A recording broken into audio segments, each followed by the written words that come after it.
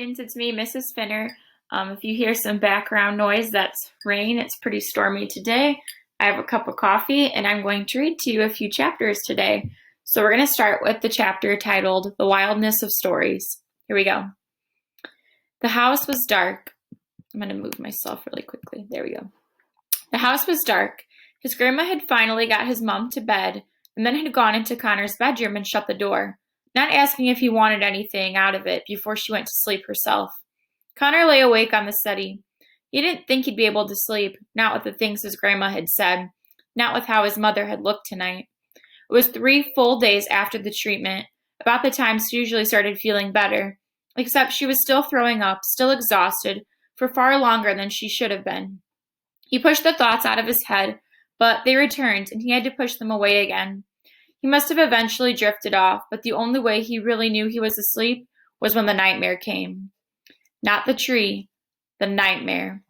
With the wind roaring and the ground shaking and the hands holding tight but still somehow slipping away, with Connor using all his strength but it's still not being enough, with the grip losing itself, with the falling, with the screaming. "No!" Connor shouted, the terror following him into waking, gripping his chest so hard it felt as if he couldn't breathe, his throat choking, his eyes filling with water. "No," he said again, more quickly, or more quietly, rather. The house was silent and dark. He listened for a moment, but nothing stirred, no sound from his mom or his grandma. He squinted through the darkness to the clock on the DVD player. 12:07, of course it was. He listened hard into the silence, but nothing happened. He didn't hear his name. He didn't hear the creak of the wood. Maybe it wasn't going to come tonight. 12:08 read the clock. 12:09. Feeling vaguely angry, Connor got up and went into the kitchen. He looked out of the window. The monster was standing in his backyard. "What took you so long?" it asked. I'll try to move myself so you can see the image there. Very cool. Very dark, very creepy. There we go. "It is time for me to tell you the first story," the monster said.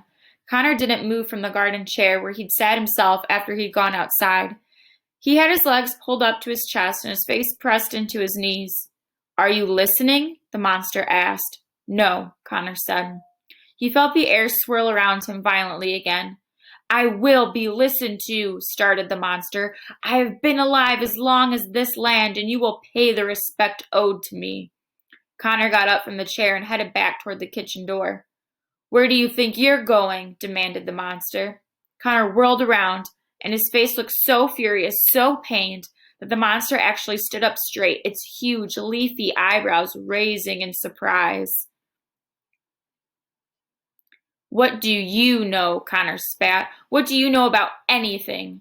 "I know about you, Connor O'Malley," said the monster. "No, you don't," Connor said. "If you did, you'd know I don't have time to listen to stupid, boring stories from some dumb, boring tree that isn't even real." "Oh," said the monster. "Did you dream the berries on the floor of your room?" "Who cares even if I didn't?" Connor shouted back. "They're just stupid berries. Woohoo! So scary. Oh, please, please save me from the berries." The monster looked at him quizzically. "How strange," it said. "The words you say tell me you are scared of the berries, but your actions seem to suggest otherwise." "You're as old as the land and you've never heard of sarcasm?" Connor asked. "Oh, I've heard of it," the monster said, putting its huge branch hands on its hips. "But people usually know better than to speak it to me." "Can't you just leave me alone?" The monster shook its head, but not in answer to Connor's question. "It is most unusual," it said. "Nothing I do seems to make you frightened of me." "You're just a tree," Connor said, and there was no other way he could think about it. Even though it walked and talked, and even though it was bigger than his house and could swallow him in one bite, the monster was still, at the end of the day, just a yew tree. Connor could even see more berries growing from the branches at its elbows. "And you have worse things to be frightened of," said the monster, but not as a question. Connor looked at the ground, then up at the moon, anywhere but at the monster's eyes. The nightmare feeling was rising in him, turning everything around him to darkness, making everything seem heavy and impossible, like he'd been asked to lift a mountain with his bare hands, and no one would let him leave until he did. "I thought," he said, but had to cough before he spoke again. "I saw you watching me earlier when I was fighting with my grandma, and I thought—" "What did you think?" the monster asked when Connor didn't finish. Forget it, Connor said, turning back toward the house. You thought I might be here to help you, the monster said. Connor stopped. You thought I might have come on to topple, You thought I might have come to topple your enemies, slay your dragons. Connor still didn't look back, but he didn't go inside either. Ooh. Oh, there we go. You felt the truth of it when I said that you had called for me. That you were the reason I had come walking, did you not? Connor turned around. But all you want to do is tell me stories, he said, and he couldn't keep the disappointment out of his voice, because it was true. He had thought that. He'd hoped that. The monster knelt down so its face was close to Connor's. Stories of how I toppled enemies, it said. Stories of how I slew dragons. Connor blinked back at the monster's gaze.